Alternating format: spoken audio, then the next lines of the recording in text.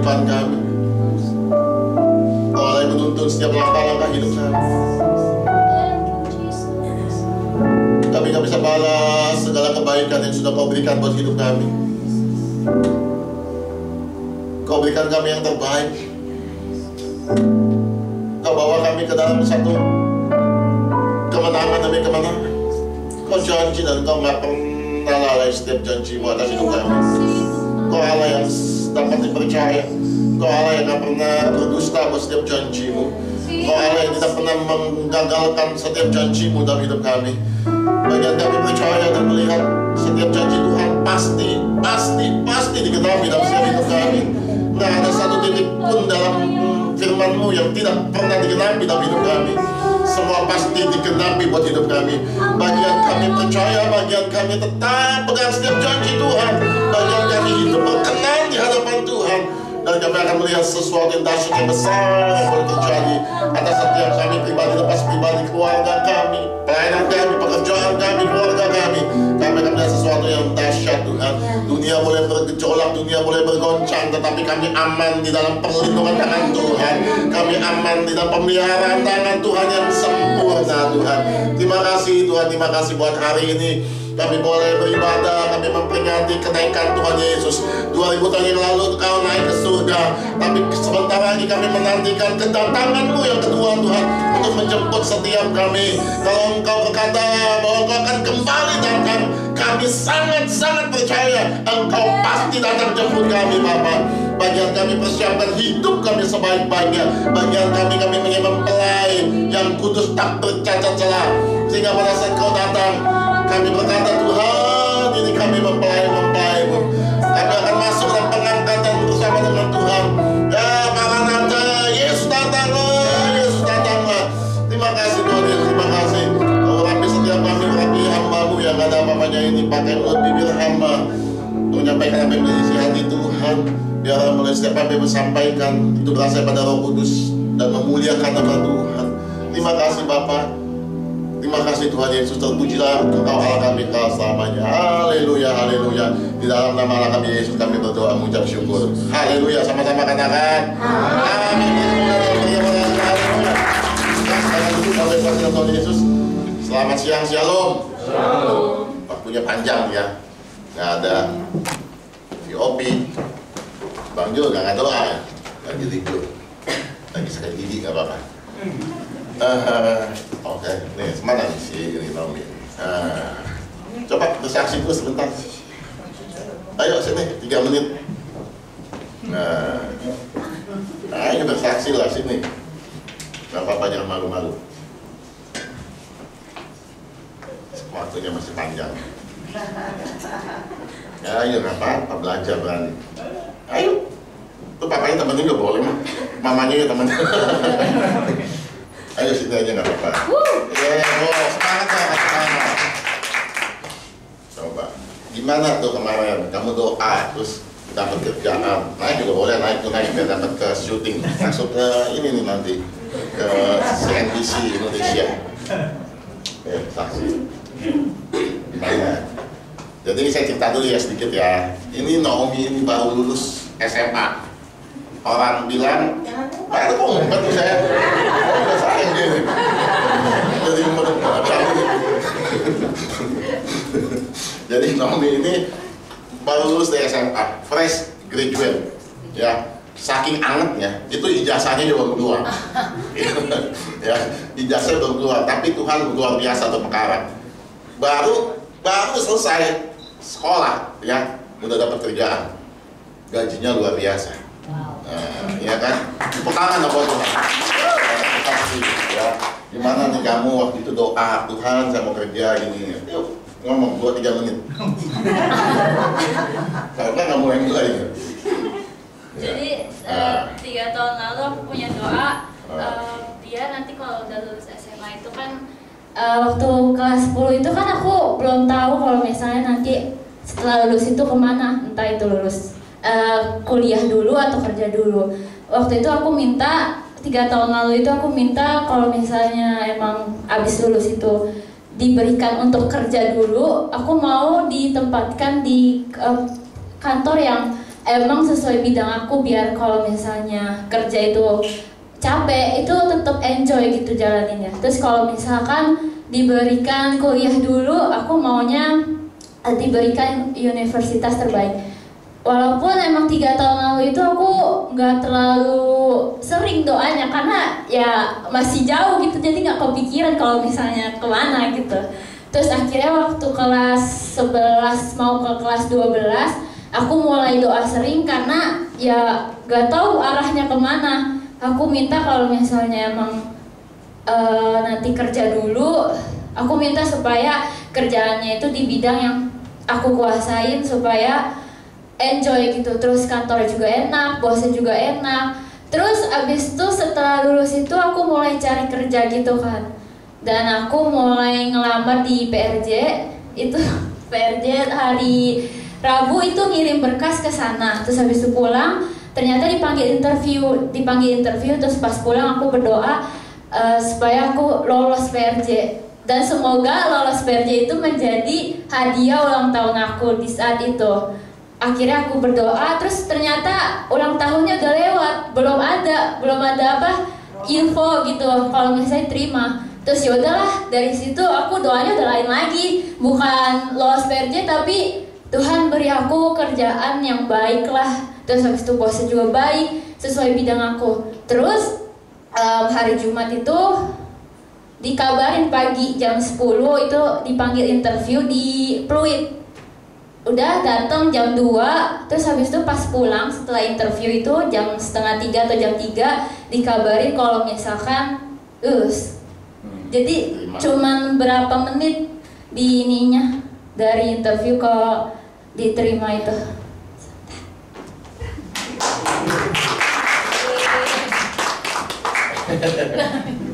Ya, luar biasa ya. Saya mau kasih tahu dulu biar mungkin juga orang baru ngeh ya, bahwa sekarang tuh cari kerja tuh lagi orang setengah mati cari kerja. Ya, orang tuh berduyun-duyun, berbondong-bondong cari kerja. Yang bahkan yang punya ijazah S1 istilahnya. Ya, saya cuma mau kasih tahu begini, waktu kita sungguh-sungguh sama Tuhan ya tadi Naomi. Ya, dia ada Tuhan berikan yang terbaik. Tadinya dia mau kerja di yang tadi tuh. Ya, nggak bisa sebut nama, dia pokoknya depannya P, belakangnya J, tengahnya L. Ya, kalau disebut kan ya. Itu ya, kalau dibilang kasihan ya, maksudnya nggak sebanding gitu, dia pulang malam sampai mungkin rumahnya juga jauh, ya di Polris. Jadi kayaknya aduh nggak ini, saya juga bantu doa, ya Tuhan berikan yang terbaik. Ya puji Tuhan makanya. Ya, nah itu tahu ya bapaknya tahu, saya tak tahu dari yang tadi. Naomi tahu bapaknya. Nah itu tuh, si pangannya itu. Makanya saya bilang pelayanan itu Tuhan pasti bayar. Ya, mungkin nggak secara langsung buat kita, tapi percaya keturunan berkat itu kejar sampai keturunan kedua, sampai ketiga. Itu janji Tuhan kok.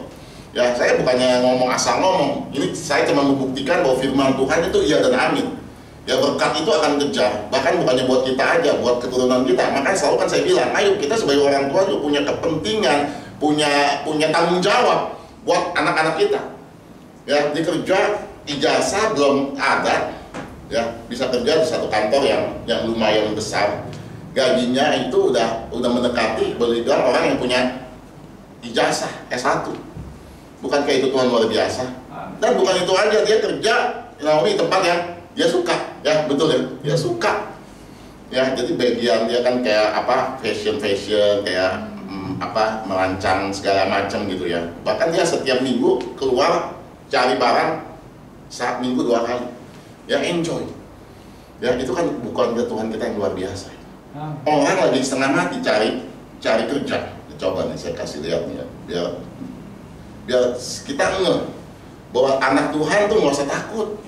Keadaan boleh sulit, keadaan lagi goncang ganjing, tenang aja. Kalau sudahlah hidup benar sungguh-sungguh sama Tuhan, Tuhan akan pelihara hidup kita. Ini saya kasih gambarannya sedikit. Ini kejadian kemarin. Ini cari kerja nih. Nah, sampai sebegini nih. Ya, ricu ini. Mencari kerja ini memenuhi jasa kerja yang digelar Iya. kerja Kabupaten Bekasi. Setengah mati orang cari kerja. Oh ini mah kerja kasar kan? Nah ini orang punya ijazah ini. Jadi kalau pikirnya buru-buru pabrik. Mereka ada juga anak-anak yang udah lulus. Terlihat membuat dan saling berdesakan. Berdesakan ya. Kabupaten Bekasi. Namun minimnya antusias pencari kerja yang lihat sampai sebegininya. Keadaan sedang sulit, tapi lihat anak Tuhan pelihara dengan luar biasa. Makanya saya hanya cuma bilang gini, ayo kita mau sungguh-sungguh Tuhan pelihara kok hidup kita. Makanya saya nggak takut ya dunia lagi bergoncang, keadaan ekonomi lagi segala macam. Saya nggak takut, kenapa? Karena kita punya Tuhan yang pelihara hidup kita. Ya pastikan hidup kita sungguh-sungguh di hadapan Tuhan. Ya itu tadi Naomi. Ya kan? Kalau Bang Hande dapat, masa saya nggak dapat? Ya nggak boleh ngelewatin guru. Suhu ya, iya nggak boleh lewatin suheng. Ya, nggak saya cuma mau kasih ngeh gitu ya buat kita semua bahwa Tuhan tuh pelihara kok hidup kita. Benar, Tuhan tahu yang terbaik. Ya mungkin orang bilang kayak Naomi kan dia pilih ya kalau Tuhan kasih kuliah yang terbaik. Makanya saya bilang hidup kita tuh hidup yang dituntut. Ingat di khotbah saya beberapa waktu yang lalu. Hidup kita bukan sembarangan. Saya mau kuliah, saya mau kerja. Enggak. Tapi serahkan hidup kita sama Tuhan. Tuhan tahu yang terbaik.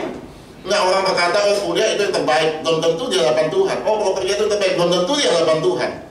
Ya kalau Tuhan sudah tetapkan itu pasti yang terbaik. Mungkin orang bilang oh enggak itu Tuhan itu. Bahkan mungkin kita juga berkata enggak ini enggak yang terbaik. Enggak, kita nggak tahu. Tuhan yang lebih tahu daripada setiap kehidupan kita. Makanya kan selalu saya bilang hidup kita bukannya kita lagi. Hidupku bukan aku lagi, tapi Yesus yang pegang kendali. Cita-cita kita, masa depan kita, itu Tuhan yang punya. Ya, akhir diarahkan ke situ. Itu masuknya aja tuh gampang. Nggak kayak tadi desakan kayak begitu ya. Kalau dapat, kalau nggak dapat, udah bonyok itu. Ya kan, cuman Hande, bapaknya lagi siang-siang nungguin orang, ya lagi kerja di nungguin orang. Ingat nih si ibu ini nih. Ya Bu apa kabar bla bla bla ini. Padahal tuh si ibu lagi naik haji. Langsung di telepon itu naik haji tuh ngomong kayak gini ya. Aduh, si Hando repot amat sih boleh naik haji. Ya kan nanti dia tunggu gua pulang. Ya kan atau nanti itu ya saya lagi ini naik kan kelar. Sampai diurusin suruh ke kantor suruh ini ajak si Naomi. Nggak pakai urusan minggu depan langsung dikabarin. Udah kerja Senin kemarin. Ya. Oh. Hamba Tuhan yang berapi. Hamba Tuhan yang berapi makanya. Oh ya.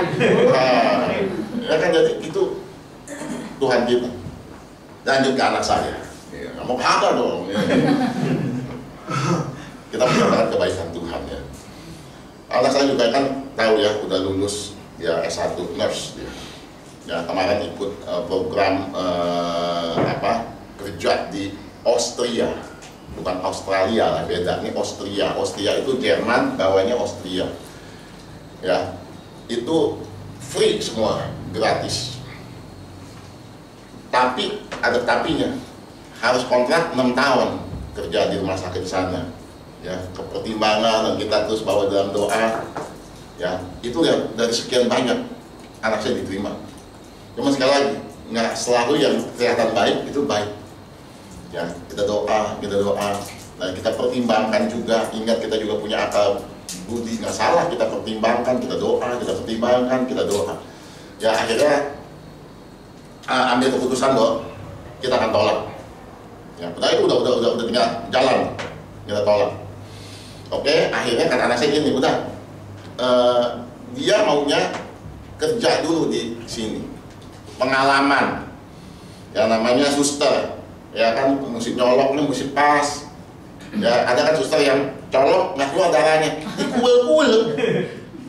Ya kan anak saya sampai nangis, maju dicolok nggak keluar darah artinya nggak masuk ke uratnya kan, ke pembuluh darahnya. Ini ditarik-tarik, itu sakit kan, udah nggak dikorek. Ini emang ayam. Ya. Nah jadi dia mau kerja. Nah kan sekali lagi kerja emang gampang hari begini ya kan.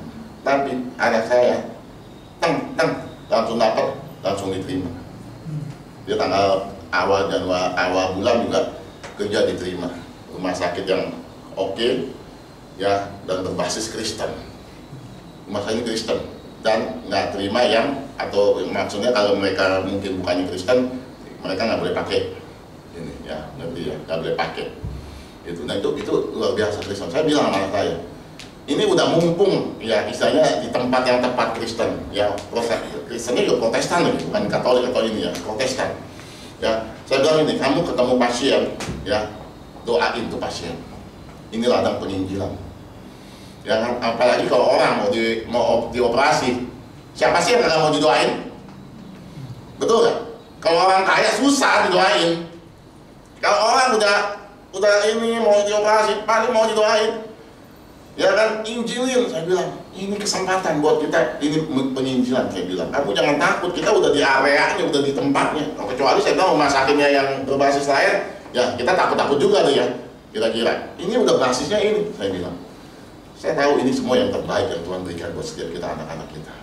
Ya makanya sekali lagi ya, waktu kita hidup sungguh-sungguh, Tuhan tuh nggak pernah berhutang buat kita. Catat baik-baik, Tuhan nggak pernah hutang sama kita. Ya, orang sementara kita lihat itu kan, saya nggak mau ngomong itu di YouTube tuh cari aja. Saya nggak ngomong ngecap itu baru kejadian beberapa hari yang lalu itu. Setengah mati, angka pengangguran meningkat semua pada ini, lulusan sekolah sedang sibuk mencari kerja. Nah, luar biasa nih anak saya ini kemarin di rumah sakit. Temennya juga pernah lamar di tempat yang sama.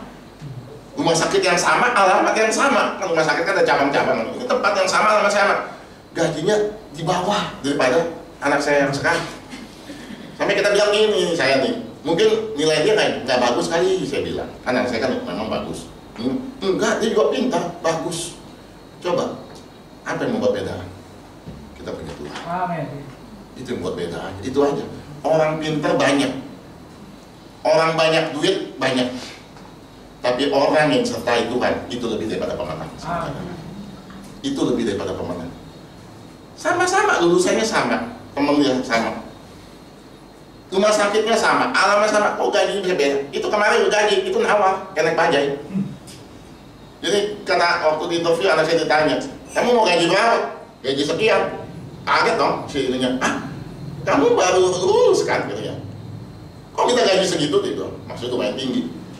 Ya, kata anak saya, karena kerjaan ini penuh tanggung jawab gitu. Akhirnya masuk diterima kemarin, tapi gajinya di bawah sedikit daripada yang dia minta. Saya bilang jangan diam aja dong, kan kita udah minta segitu. Tetap kita ubah dulu yang kita minta, saya bilang. Jangan udah kita ajuin segini, dikasih segini, diam aja. Ya kan kayaknya kita murah dong. Kayaknya kita, ya berapa aja deh buat terima gitu. Enggak, saya bilang ubah dulu. Enggak, saya mau yang seperti yang saya mau kemarin. Singkat cerita nego di tengah-tengah, kayak naik bajai saya bilang, nawar. Ya akhirnya ya di tengah-tengah, ya udah nggak apa-apa saya bilang. Dia akan belajar pengalaman. Ya target 3 bulan, 6 bulan, karena dia juga sedang belajar bahasa. Tetap tujuannya keluar. Ya tetap tujuannya dia lagi belajar bahasa secara private, supaya bisa atur waktunya, karena namanya suster kerjanya ntar. Tapi puji Tuhan nggak ada shift malam ini dia. Ya, jadi pagi sama sore doang, pagi sama sore doang. Ya, dan sedang belajar bahasa. Tetap tujuannya keluar. Tapi sekali lagi kita terus bawa di dalam doa. Tuhan yang terbaik kau berikan. Di luar boleh, kalau memang Tuhan mau berkehendak. Di dalam boleh, kalau Tuhan mau berkehendak. Yang pasti kalau ada dalam kehendak Tuhan, itu yang terbaik. Belajar percayakan hidup kita seperti itu sama Tuhan. Seringkali kita nggak tahu, seringkali kita nggak orang bilang, oh keluar baik, kita nggak ada yang tahu, nggak ada yang bisa bilang. Oh di dalam lebih baik, kita nggak ada yang tahu. Tapi Tuhan itu punya rencana dan destiny masing-masing buat setiap kehidupan seseorang. Waktu kita ketemu destiny itu, saya mau katakan itu yang terbaik, dan kita akan lihat janji Tuhan berkata itu melimpah-limpah di situ. Yuk hari-hari ini yuk sungguh-sungguh yuk. Perkara bukan kita sungguh-sungguh, bukan cita kekekalan, tapi surga itu datang ke bumi, ke hidup kita. Itu yang Tuhan janjikan buat setiap daripada kita. Ya, itu aja.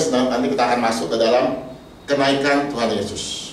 Oh ya, satu lagi supaya saya belum lupa, ada yang namanya AI Susan Kena yang biasa duduk di sana, orangnya kecil-kecil, pakai kacamata. Ya, kemarin seminggu lalu dioperasi di rumah sakit Darmais. Dari sana, operasi, ada tumor di perutnya, ya sudah mendesak usus dan ginjal ya sumber usus dan ginjal, umur 75 tahun. Susan, ya, dia buka ATK ya di depan sekolah Sisilia. Singkat cerita, sekarang sudah pulih, puji Tuhan. Operasi dari jam 8 pagi sampai setengah 5 sore. Ya, jam 8 pagi sampai setengah 5 sore. Ya, dokternya bingung. Maksudnya ini luar biasa. Ya, Tuhan kasih kekuatan. Saya juga kaget waktu selesai operasi 2 hari kemudian saya datang lagi segar. Biasa kan kalau orang operasi kan mata ya lembah gitu kan, lemes masih gitu. Ini enggak, wah puji Tuhan Pak, ini luar biasa. Bahkan sekarang udah nginjil ke teman-temannya, bukan ini, ke saudara-saudaranya. Lu masuk gereja, Yesus tuh luar biasa. Bayangin, anaknya bilang, aduh itu padahal pokoknya itu tuh masih agama penyembahan berhala gitu. Tapi udah diinjilin. Saudara, ayo kita mau lakukan seperti itu. Ya, terus dukung dalam doa. Sekarang tinggal sama anaknya dulu di BSD. Ya, itu aja info biar sudah bisa tahu. Oke. Sekarang kita masuk dalam kenaikan Tuhan Yesus. Haleluya. Kita lihat ayatnya dulu ya.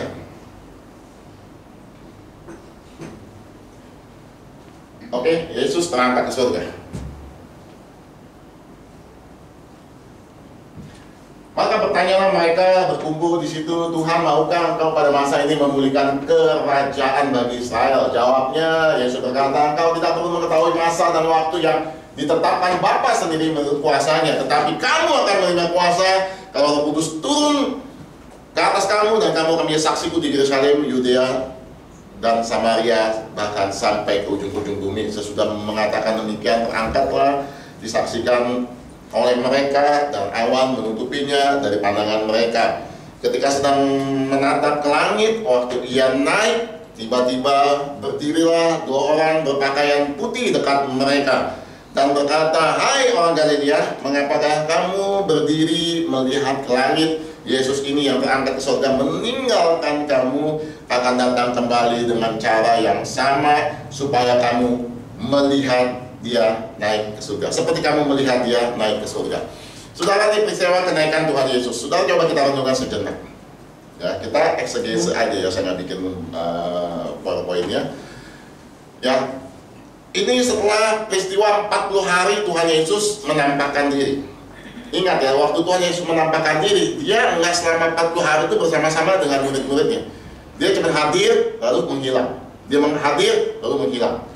Itu ya selama 40 hari ya, hampiri Thomas minta ampun, terus hilang Tuhan Yesus ya. Nah, pertanyaannya begini, waktu Tuhan Yesus mau terangkat ke surga, kenapa dia nggak pakai cara menghilang? Nah, pernah nggak terpikir ya kan? Tuhan Yesus mungkin berkata gini, yuk ikut aku yuk, kan Tuhan Yesus ngajak nih ke Bukit Zaitun sebelum dia terangkat, ya kan, naik begini. Oke ya, nanti kita ketemu lagi, aku akan balik lagi. Oke, cus, hilang. Ya kan, murid-murid, mana tuh? Bisa nggak hilang? Bisa. Orang waktu jalan ke Emmaus ada 2 orang murid yang ngobrol dengan Tuhan Yesus setelah dia bangkit. Mereka nggak tahu tuh sampai akhirnya Yesus masuk ke rumahnya, ya duduk segala macam, masih belum tahu. Tapi begitu dia mulai memecahkan roti, mereka sadar bahwa itu Yesus. Lalu apa? Yesus hilang. Nah, kenapa waktu Yesus naik ke surga, dia nggak bicara menghilang lagi? Ya kan? Oke ya, sampai jumpa. Hilang. Kayak film gitu kan. Tapi Yesus secara fisik menunjukkan bahwa dia naik ke surga. Dia nggak pakai cara menghilang. Tapi fisik dia bisa kelihatan dengan mata manusia bahwa Yesus itu naik ke atas surga.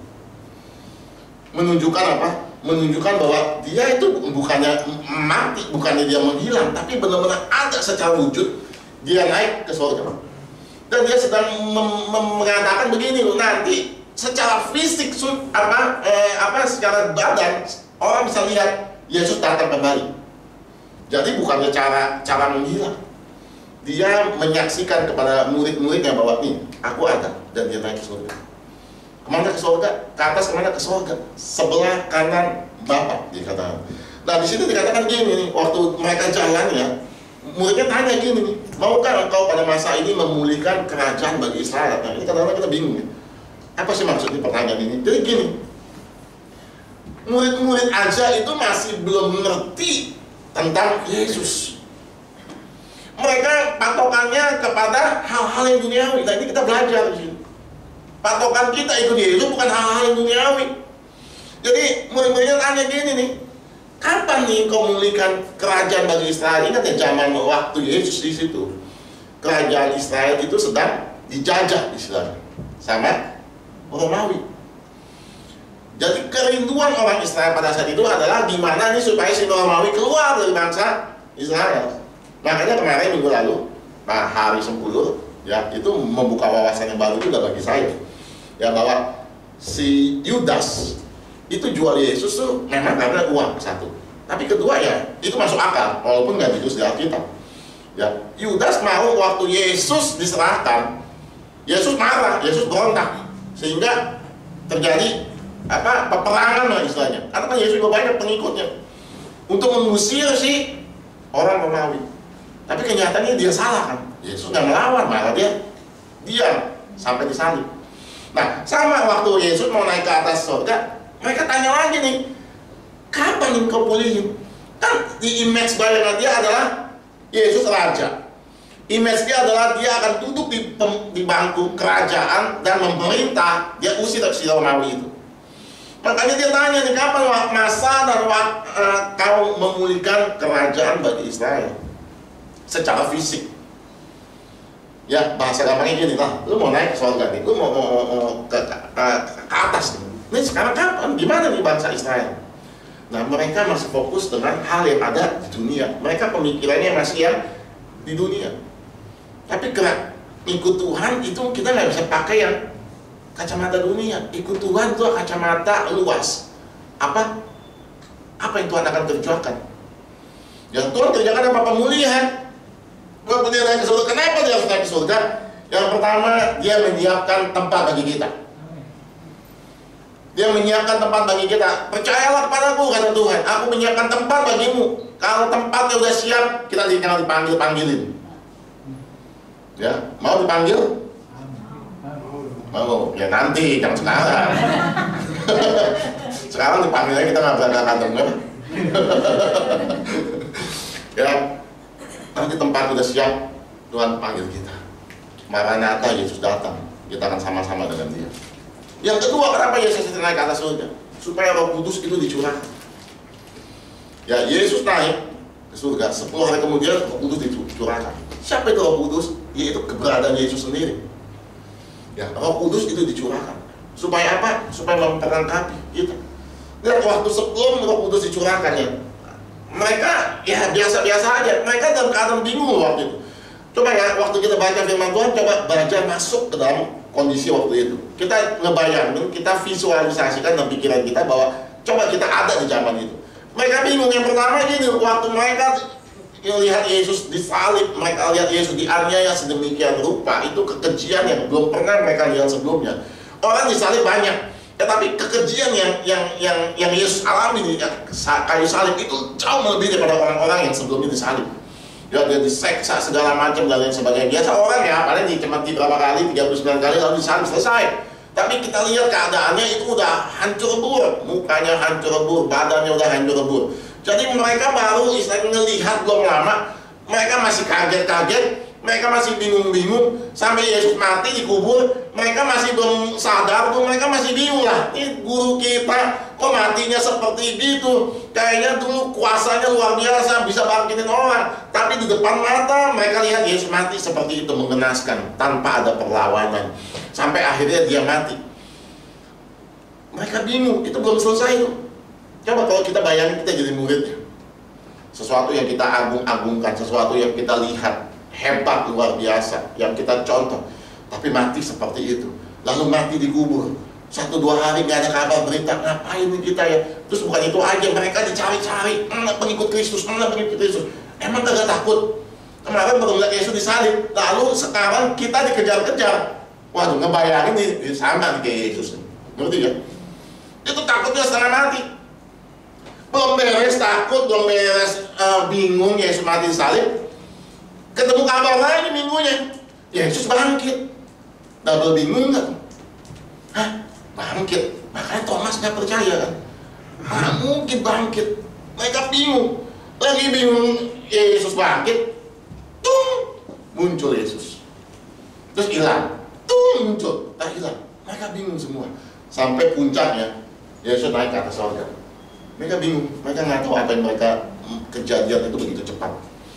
Salib, mati, kubur, bangkit. Ingat ya, waktu dibangkit itu jangan kita pikir orang terima sebelum dibangkit. Ingat ya, Yesus itu waktu orang Romawi berkata, imam berkata gini, mereka disuap, suruh katakan bahwa mayat Yesus dicuri, hilang, dicuri. Itu namanya, kalau bahasa sekarang namanya apa?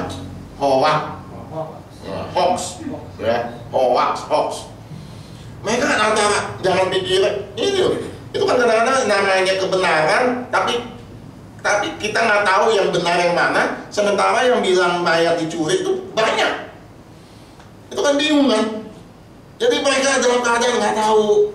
Sampai akhirnya Pentakosta. 10 hari lagi sejak sekarang kita akan merayakan Pentakosta. Roh Kudus dicurahkan. Baru mereka diarahkan sama Roh Kudus pelayanan mereka. Kita tahu bagaimana Petrus yang tadinya takut, cuma wanita bilang, ini muridnya Tuhan Yesus, dia sangkal sampai 3 kali. Tapi Alkitab mencatat setelah dia penuh Roh Kudus, Petrus berkhotbah 5.000 orang bertobat. Dia berani sekali, sampai dilarang, kamu nggak boleh nginjil ya? Enggak, dia tetap menginjil. Sampai terakhir dia harus mati disalib. Tapi dia bilang, saya nggak layak mati disalib seperti Kristus. Jadi salib terbalik, kepalanya di bawah. Akhirnya mati kepada Petrus. Lihat orang-orang yang luar biasa. Nah, coba kita lihat di ayat 10. Sedang mereka menatap ke langit, tiba-tiba berdirilah 2 orang berpakaian putih dekat mereka. Hai orang Galilea, mengapakah kamu berdiri melihat ke langit? Yesus ini yang terangkat ke surga meninggalkan kamu, akan datang kembali dengan cara yang sama seperti kamu melihat dia naik ke surga. Sama. Yesus segera datang, sama kata. Siap nggak siap, percaya nggak percaya, Yesus segera datang. Amin. Dan waktunya sangat singkat. Kemarin, kalau saudara lihat berita Presiden Israel Netanyahu, dia kemana? Ke terowongan bawah tanah. Saudara, kalau saudara ke Israel, itu nggak semua sih kadang-kadang. Saya berapa kali pergi, hanya sekali. Kita bisa masuk ke terowongan bawah tanah. Kenapa ini penting? Itu terowongan, atasnya itu Masjid Al-Aqsa.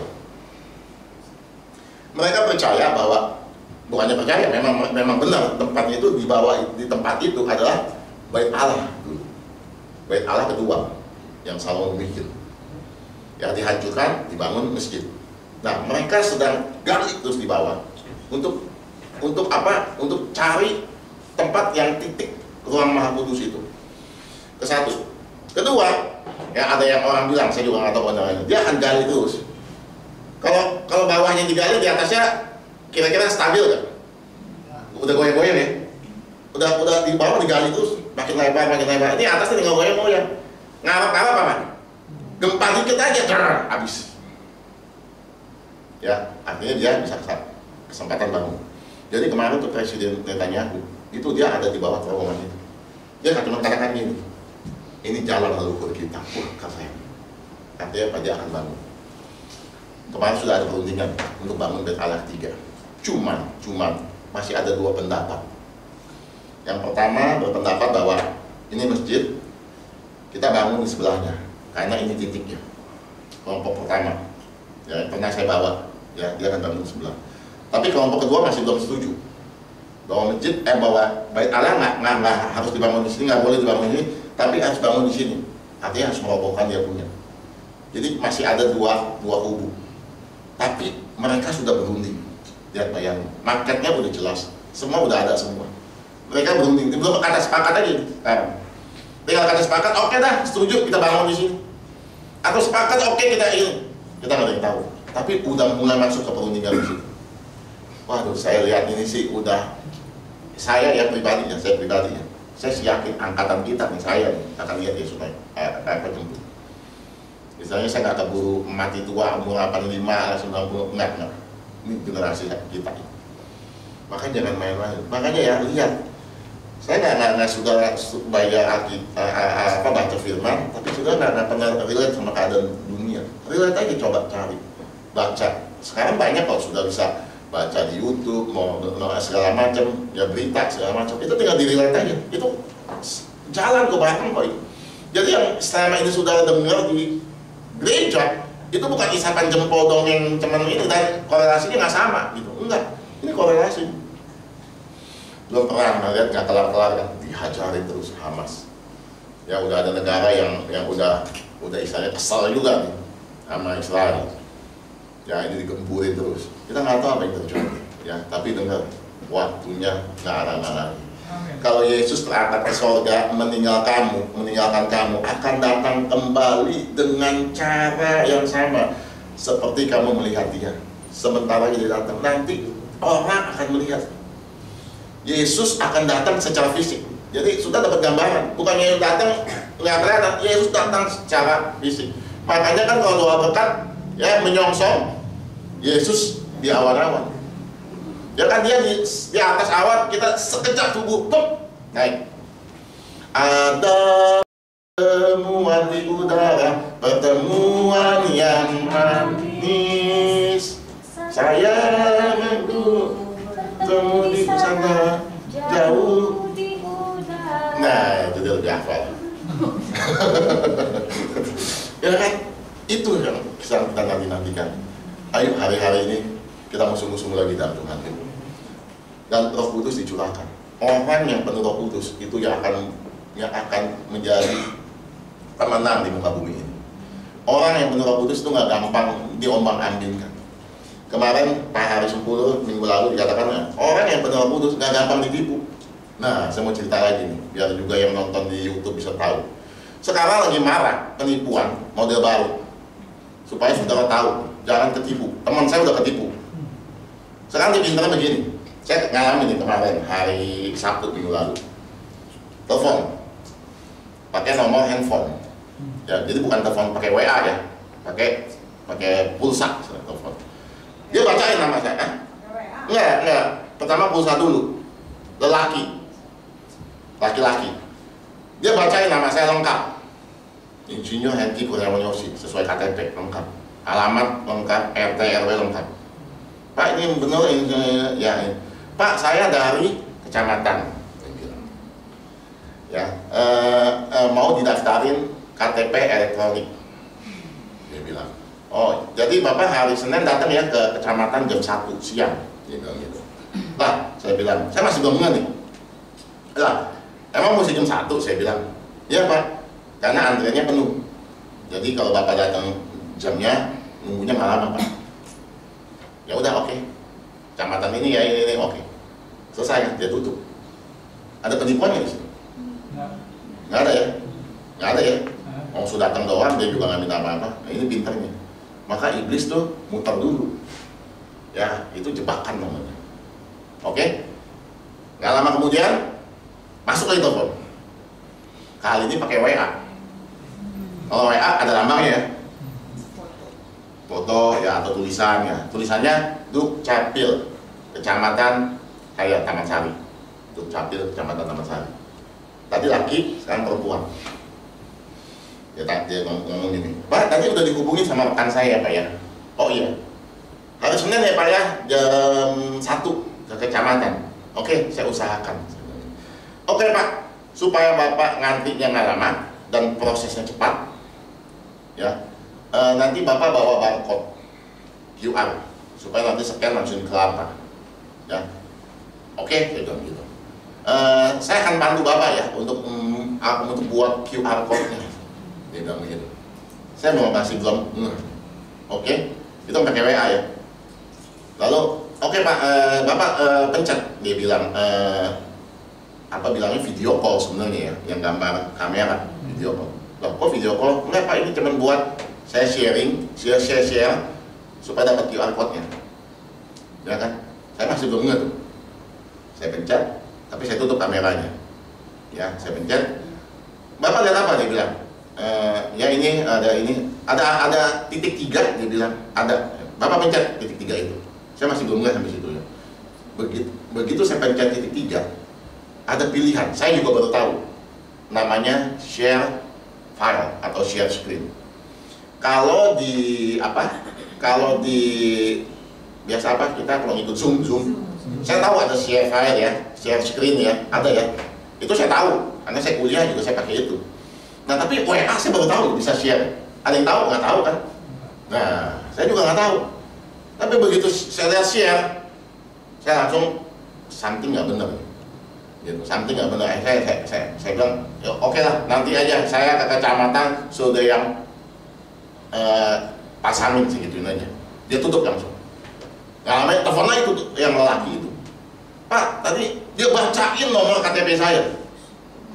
Pak, Bapak kan nomor KTP saya nggak tahu maksudnya bacain itu. Yang pertama mungkin dia bilang, gua tahu nih nomor KTP lu jangan macam-macam. Mungkin. Ya saya juga nggak tahu apa yang dia bisa kerjakan dengan nomor KTP itu. Atau kedua dia mau meyakinkan bahwa ini gua bener nih, dari itu cakil buktinya bahwa nomor KTP lu tahu. Dia sebut ini. Oke, saya nanti ke kecamatan, saya tutup teleponnya. Saya masih belum ingat tuh apa yang dia mau ambil kira-kira. Oke, itu baru, ini baru, ya. Dengar yang nonton YouTube juga ini baru. Ya kalau punya akses keluar, sebarin. Saya nggak punya akses keluar, ya. Kalau yang bank itu udah basi ya. Kalau masih ketipu yang bank sih, saudara kurang jauh perginya. Iya, makannya kurang banyak, tidurnya kurang malam, kopinya kurang kental. Kalau yang bank aja udah bosan itu. Ya, telepon nih ya, kalau yang bank itu ada yang belum tahu juga. Kalau yang bank udah bosan, biasanya pakai bank BCA. Dia pakai WhatsApp teleponnya supaya ada logonya BCA. Lalu dia bilang begini, benar dengan Pak ini selalu nama disebut.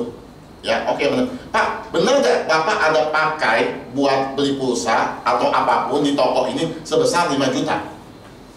Gitu. Saya nggak tahu kenapa dia selalu 5 juta. Mungkin orangnya sama. Ya, 5 juta. Supaya kita panik kan? Enggak Pak, saya nggak pakai Pak. Gitu. Oke.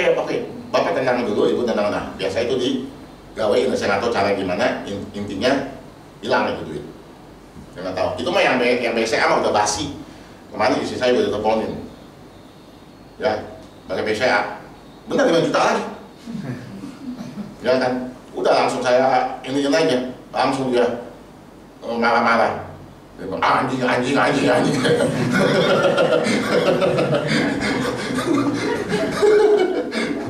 Makanya ini sudah mesti cerdik. Maka firman Tuhan katakan apa? Cerdik seperti ular. Subhanallah. Saya cuma bingung heran. Indonesia kalau nipu-nipu tuh pinter banget. So bikin apa nggak bisa, tapi kalau bikin tipuan itu orang luar negeri apa jalan kepala. Bener, hebat kalau Indonesia nipu. Saya bingung gitu. Nah, lanjut.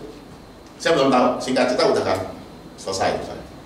Teman saya, teman sekolah di grup ketipu. Padahal kerjanya orang IT di Telkomsel. Itu yang namanya kopinya kurang kental itu. Jadi ternyata caranya begitu. Begitu share, dia kasih file. File itu di-download. File itu yang di-download. Tahu nggak file di-download itu namanya? Saya sih nggak terlalu ngerti tentang itu, tapi saya tahu itu namanya remote file.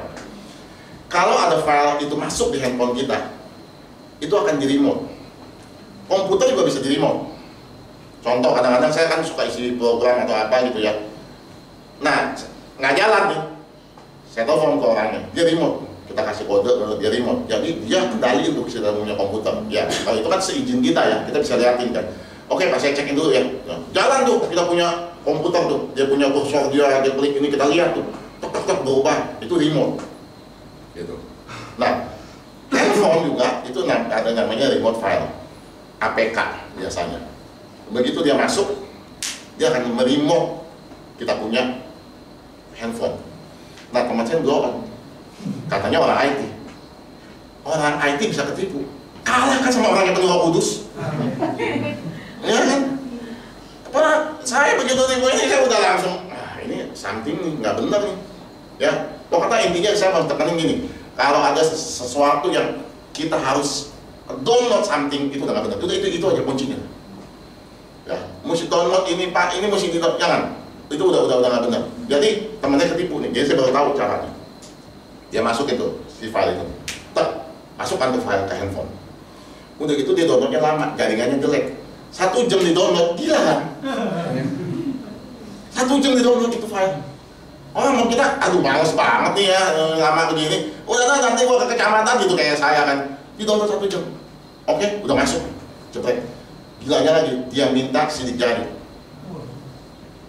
Dikasih pisang. Dikasih. Jadi tujuannya supaya nanti ke kecamatan, versi si penipu, kita nggak usah nanti lama-lama. Udah tinggal ngambil, udah ada barcode. Sidik jari 10 dia minta. Pam. Kasih, dapat. Begitu file udah masuk, ingat ya, semua data udah sama dia. Katanya, ingat gak dulu kita pernah download aplikasi apa? Peduli Lindungi ya. Semua pasti ada itu, karena kita kalau nggak ada itu kita nggak bisa ke mall, kita nggak bisa kemana-mana, ya kan? Peduli Lindungi. Yang kita isi apa?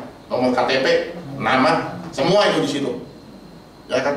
Nah, sekarang katanya saya baca berita itu Peduli Lindungi udah jadi websitenya judi online. Ya, pertanyaannya itu data kemana? Kata si Menteri Kesehatan, itu bukan urusan kita udah ganti sama yang baru kan apa?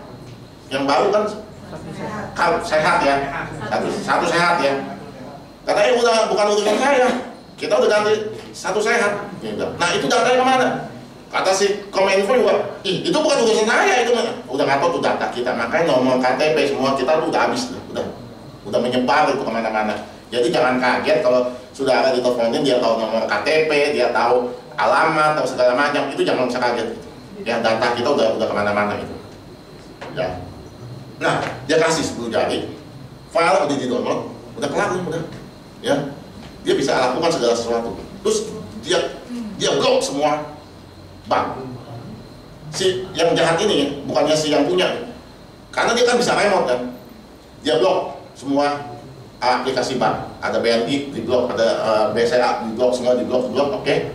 Nah, si korban kan masih nongol kan, begitu dia mau masuk ke BCA, suruh install ulang, masukin lagi PIN segala macam.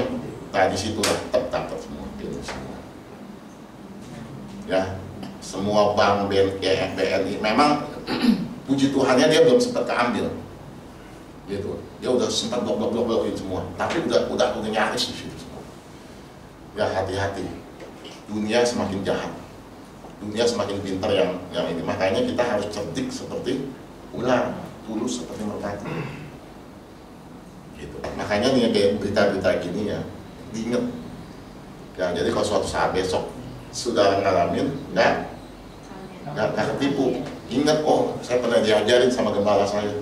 Untung dia udah diajarin, selamat uang saya. Saya mau ajak makan.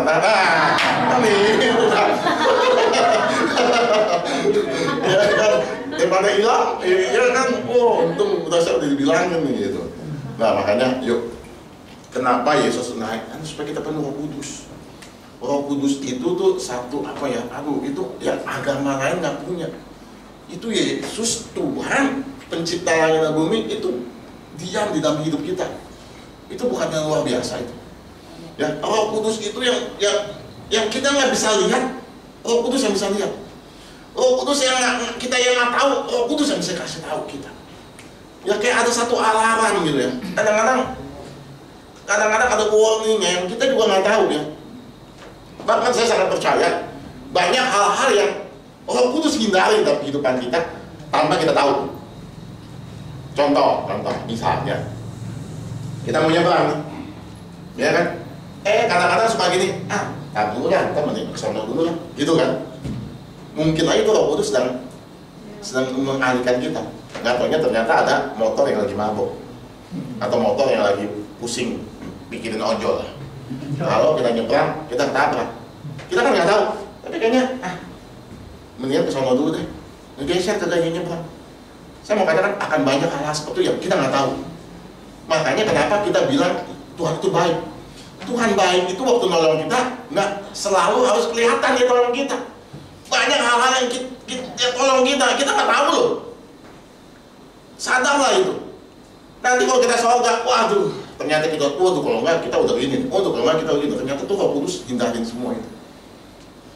Yang kita juga nggak tahu. Makanya hari ini saya cuma hanya katakan gini, ya. Waktu Yesus naik surga, dia akan curahkan Roh Kudus. Ayo tangkap gitu.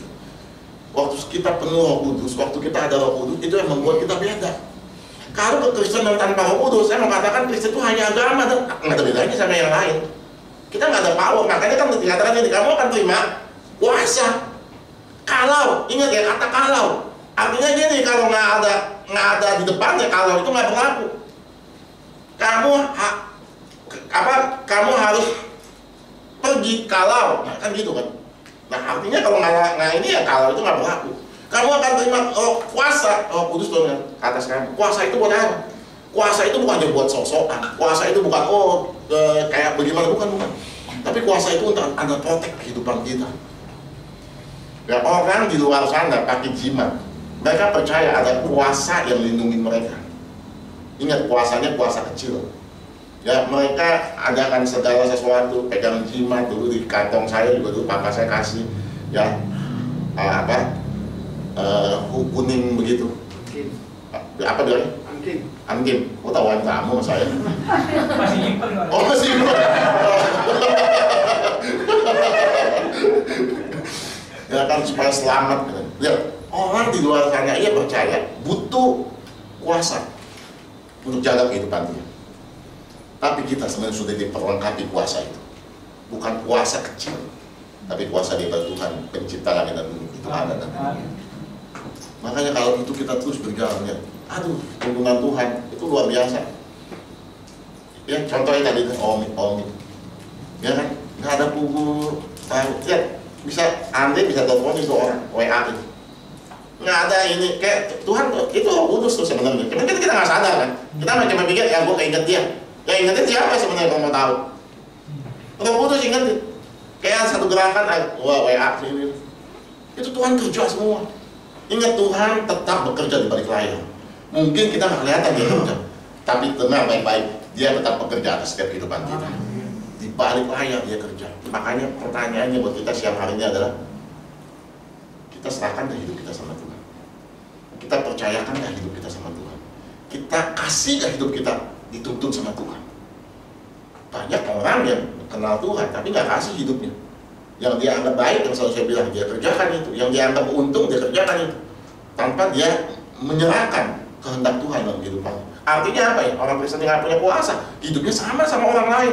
Yang lain kejedot, kita kejedot, karena kita nggak punya tuntunan. Yang lain kejebur, kita nggak jebur. Kenapa? Kita nggak punya tuntunan. Tapi kalau Roh Kudus yang tuntun hidup kita, ya, orang IT aja kalah sama orang yang penuh Roh Kudus.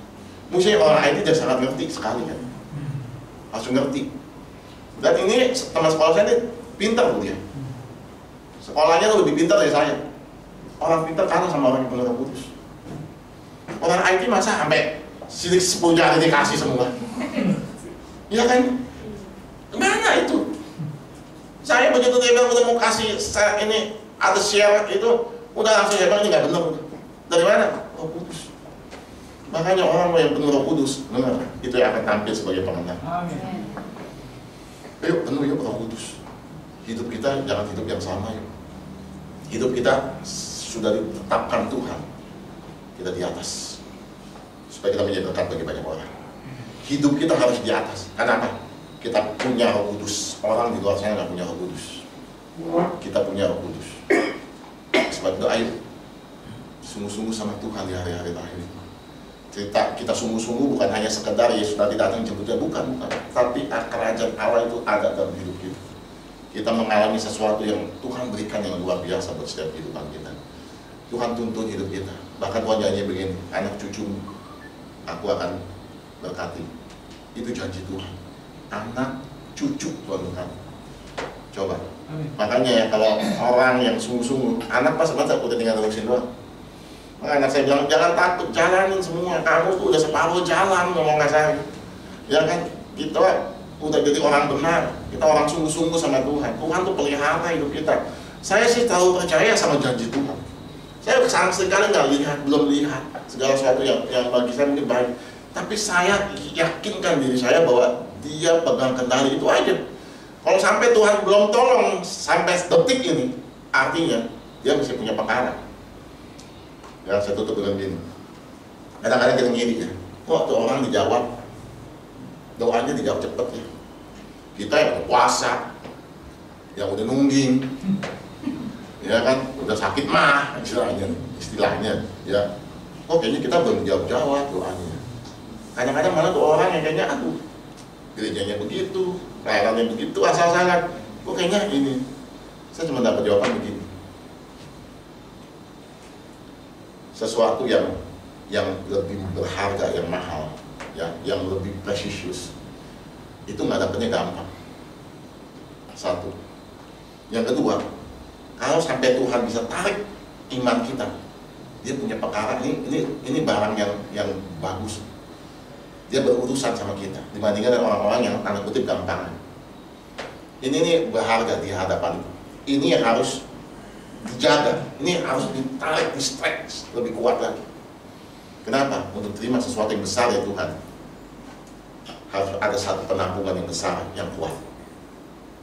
Jadi kalau saudara belum terima jawaban doa, walaupun sudah lakukan segala sesuai, percaya, sabar waktunya Tuhan. Waktu sampai, boom, sudah akan terima Tuhan, sudah akan datang. Ya makanya Tuhan sedang stretch. Percaya aja, percaya. Lihat contoh gampang, Yusuf. Tuhan percayakan lebih besar, di stretch kan ya, di stretch. Dia mesti masuk sini. Tuhan berperkara ini. Tuhan sedang berperkara ini, ada sesuatu yang besar yang aku akan tahu. Makanya dia harus proses demikian rupa supaya dia cukup untuk tampung sesuatu yang besar. Dan untuk proses itu butuh namanya waktu. Tapi kalau orang yang gampangan, ya cuma ngasih sedikit dong, ya udah ini mah jawab lah, ini mah ngomong kasarnya. Kan firman Tuhan katakan gini, ada benda mulia, ada benda yang kurang mulia. Tergantung, kita mau yang mulia apa kurang mulia. Kalau kurang mulia, ya cuma ditaruh, ya biasa aja ya. Nampungnya juga yang biasa aja lah, paling tampung beras, ya kan, gula, gitu nampungnya. Tapi kalau yang precious, ini nggak sembarangan ini. Ya kan, nampungnya bukan nampung beras. Nampungnya apa? Emas, perhiasan, mulia. Sudah mana yang pilih? Jadi kalau saudara belum jawab doanya, tetap aja percaya. Lakukan yang terbaik. Tetap berjalan sesuai kehendak Tuhan. Tepat pada waktunya, bom, akan kaget. Lihat janji Tuhan itu dikenal. Kapan butuh waktu Tuhan mengenapi janjinya? Cuma Tuhan bikin. Selesai hidup kita. Yusuf lihat aja, cuma ngomong doang, dang. Terus kata lagi apa? Mulai hari ini tidak ada orang lain selain aku dan Yusuf di bangsa ini. Kelebihan aku Yusuf hanya cuman ini aja, apa? Tata. Selebihnya sama. Berapa lama? Cuma segitu doang. Ya prosesnya lama. Tapi begitu diangkat ya cuma kelar udah. Ya kan, kita tinggal menunggu gini doang kan. Kalau Tuhan lebih kali, udah selesai. Ya apa yang kita impikan apa yang Tuhan berikan. Ayo sungguh-sungguh lah. Amin. Mau taat lagi sama Tuhan. Mau penuh Roh Kudus. Amin. Yuk kita mau beda. Kita beda dengan orang lain. Dia datang, dia akan kembali lagi bersama-sama dengan kita. Haleluya, haleluya, Maranatha, Yesus datang. Amin, amin. Saya udah amin musuh singgah. Haleluya.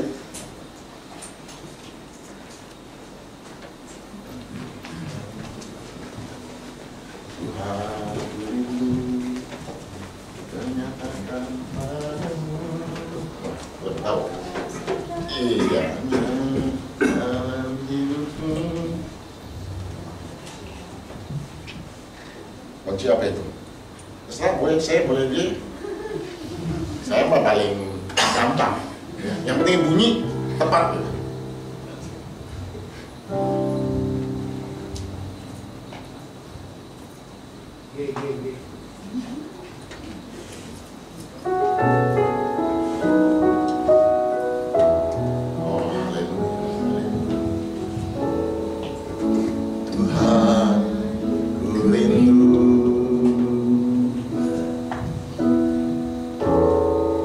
Menyatakan padamu